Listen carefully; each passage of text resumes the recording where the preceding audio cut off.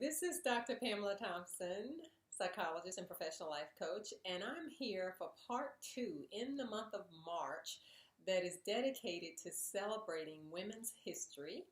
And I've been speaking with women all this month and gathering my thoughts about what it is that makes the difference between a girl and a woman, particularly since I had the great privilege of participating in the 2016 Women's to Women conference a few weeks ago. So I had some additional thoughts that I wanted to tag on to part one. Here are some other things I know about women, and as always, I am welcoming your thoughts. I've come to understand over the decades that women understand the difference between kindness and niceness, and there is a big difference. You may be shocked, or maybe not, to know that the word nice does not even appear in the Bible. And when you are nice, just for niceness' sake, it generally means that you have some challenges standing for anything. And so you tend to render yourself forgettable.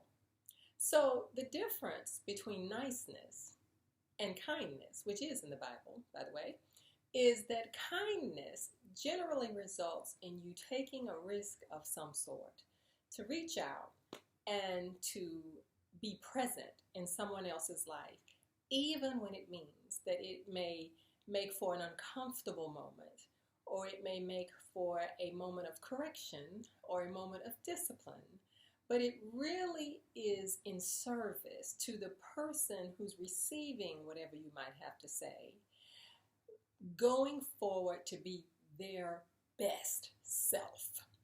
And you can't do that without discipline and correction. So kindness is always a part of the equation when we enter into any relationship, be it business or romantic or friendship. It means that you're delivering the truth, in love. The second thing on this part two that I know about women is that women don't have difficulty owning their mistakes. They are glad, in fact, to receive the feedback that will help them correct something that is an obvious shortcoming. They welcome the feedback and they own it. They don't defend against it with phrasing like, well, that's just the way I am. Oh, that's the way I've always been.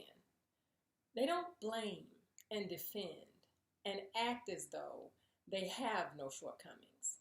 That's not what women do. The next thing I know about women is that women are comfortable with differences of opinion. If you only hung out with people who were just like you, then one of you would not be necessary. So welcoming others into your circle who have a difference of opinion is a good thing. It creates diversity in thought. It makes you sharper and more convicted about whatever it is you believe. It keeps you focused on not confusing your principles with other people's principles or with principles of Oprah or the world or any magazine. It helps anchor you in what it is you believe and why you believe it when you're in the company of people who have differences of opinion. It's a healthy thing. And the last thing I know about women is that they operate with a sense of humility.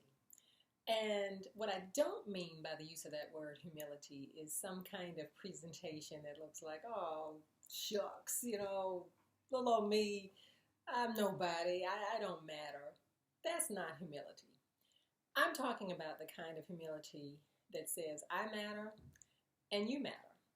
And I aim to approach you with respect and submission to authority when I need to, have to.